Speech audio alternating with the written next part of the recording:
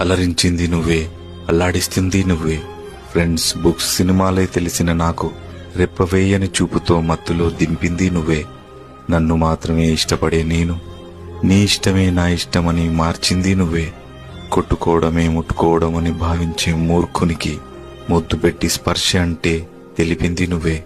అద్దం కూడా చూసుకొని నేను నా అందం నీ సొంతమని మురిపించింది నువ్వే. అమ్మ ప్రేమ మాత్రమే తెలిసిన నాకు ఆ అమ్మాయి ప్రేమ కూడా ఉంటుందని రుచి చూపించింది నువ్వే. ఎవరినీ క్షమించమని అడగని నేను కాళ్ళు పట్టుకుని దిగజారే స్థాయికి చేసింది నువ్వే. ఏమీ కాని నన్ను ఏదో ఉద్ధరించావని అనుకుని నువ్వు ఏమిటికీ గురకాకుండా చేసి వెళ్ళిపోయావు.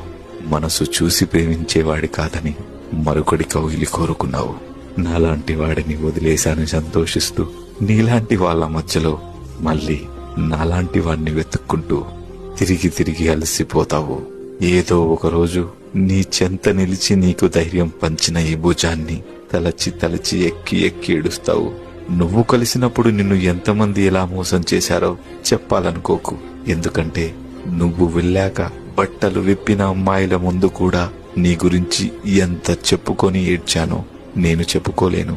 ప్రేమంటే తెలిసొచ్చి తిరిగి వచ్చానని నువ్వు చెప్పకు. అన్నీ మరచి